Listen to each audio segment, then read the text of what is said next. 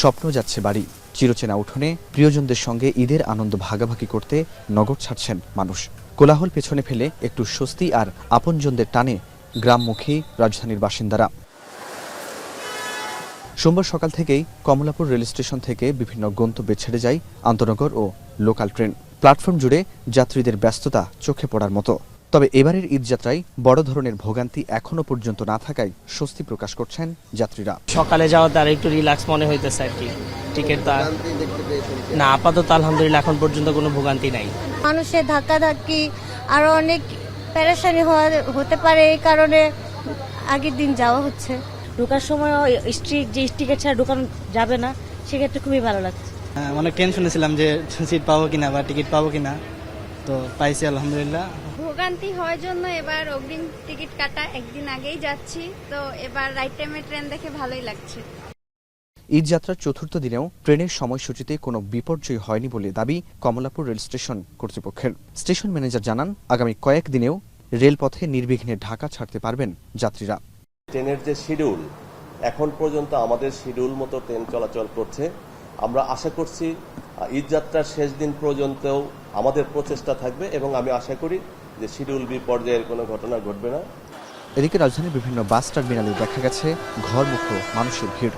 এখনও যাত্রীর চাপ খুব বেশি না থাকায় অনেক বাস কর্তৃপক্ষ ডেকে ডেকে যাত্রী তোলেন।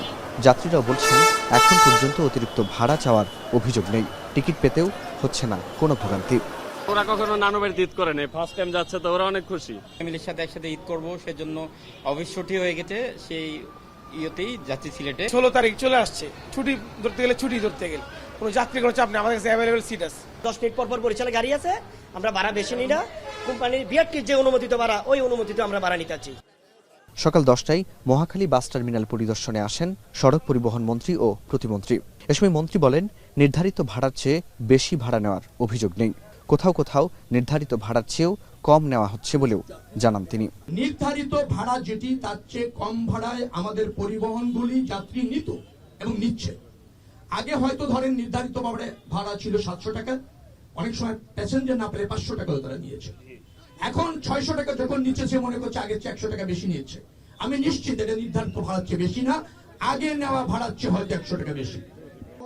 এছাড়া গণপরিবহনে পর্যাপ্ত জ্বালানি নিশ্চিত করা হয়েছে উল্লেখ করে মন্ত্রী বলেন, তেলের দাম বাড়ছে না, সড়কে ফিটনেসবিহীন গাড়ি চলার কোনো সুযোগ নেই। আমরা এই সবকটাকে সমন্বয় করতে চাই। ফরহাদ বিন নূর, এখন, ঢাকা। 34, 35 সানবিট 1 চামচে 30+ বাসন পরিষ্কার।